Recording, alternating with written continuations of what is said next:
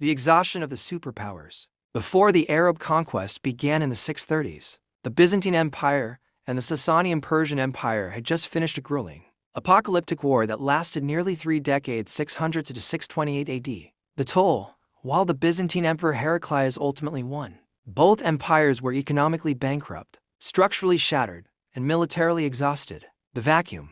The borders were left largely unguarded, because neither empire could afford to pay or maintain their usual standing armies or regional garrisons. 2.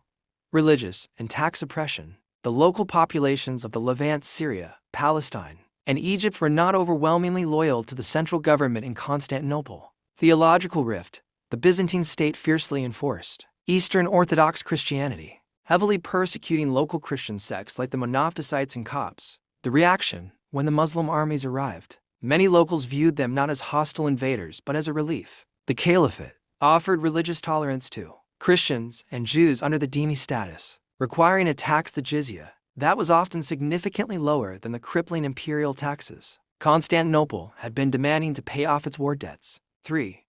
Tactical brilliance and fluid warfare. The Arab armies possessed a massive mobility advantage. Raised in harsh desert environments, they utilized camels and light cavalry to move across arid terrain that Byzantine heavy infantry couldn't easily traverse. The ultimate general. The early conquest featured Khalid ibn al-Walid, widely regarded as one of the greatest military strategists in history. His ability to execute lightning-fast desert marches allowed him to catch Byzantine forces completely off guard. For the decisive turning point, the Battle of Yarmouk, 636 AD.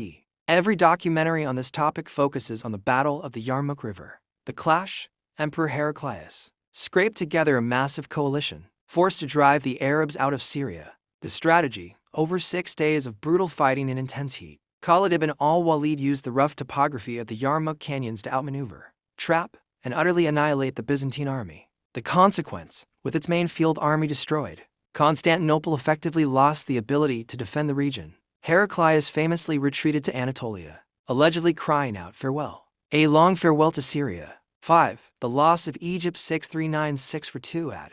Following Syria, the Arab commander Amr ibn al-As led a small force into Egypt. Egypt was the literal breadbasket of the Byzantine Empire, supplying the grain that fed Constantinople. Due to political infighting among the Byzantine leadership, isolation from the capital, and a lack of local will to fight for the emperor, the massive fortress of Babylon near modern Cairo and the great city of Alexandria surrendered, permanently crippling the Byzantine economy. The survival line. The only reason the entire Byzantine Empire didn't fall during this initial wave was the Taurus Mountains in modern-day Turkey. The mountains acted as a natural barrier where the Byzantines finally managed to stabilize the frontier, transitioning into a highly effective regional defensive system, the theme system, to protect their remaining core territories. If you are looking for a specific video, searching, "How did the Arabs conquer half of the Byzantine Empire?" on YouTube will usually bring up high-quality animated map documentaries by kings and generals or historimarch that visually break down these specific troop movements and battles.